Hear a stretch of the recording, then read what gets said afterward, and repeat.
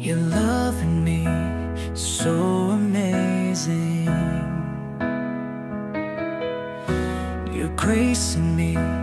Naranasan mo na bang naunang makita ang dulo ng isang pelikula nang hindi sinasadya? Ang pagkaalam sa wakas nito ay malamang nahuhubog sa paraan ng pag-unawa mo sa natitirang bahagi ng kwento.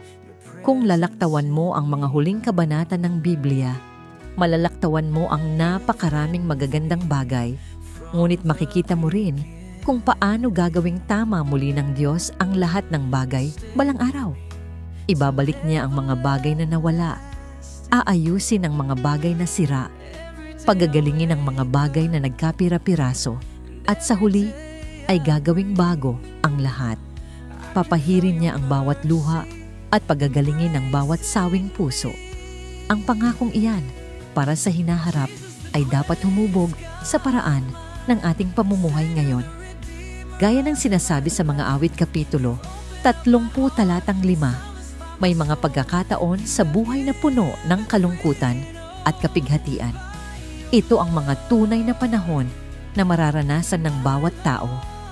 Ang mga pangako ng Diyos ay nagbibigay sa atin ng pag-asa upang makapagtiis sa mahihirap na panahon.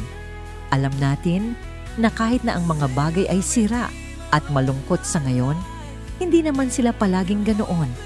Isang araw, ibabalik ng Diyos ang mga bagay sa kung paano sila dapat. Gaya ng sabi ng salmista, ang pag-iyak ay maaring tumagal sa magdamag, ngunit ang kagalakan ay darating sa umaga.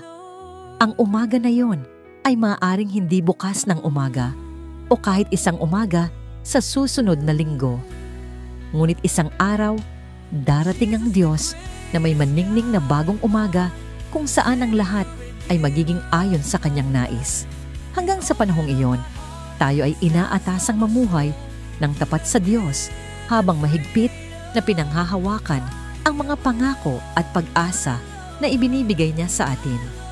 Ang banal na kasulatan ay puno ng iba pang mga pangako na ibinibigay sa atin ng Diyos upang panghawakan sa iba't ibang panahon ng ating buhay. Maglaan ng ilang sandali na pag-isipan ng ilan sa mga pangako ng Diyos na totoo para sa iyo ngayon. Pagnilayan ng mga ito, hayaang punuin ka ng mga ito ng pag-asa habang sumusunod ka sa Diyos.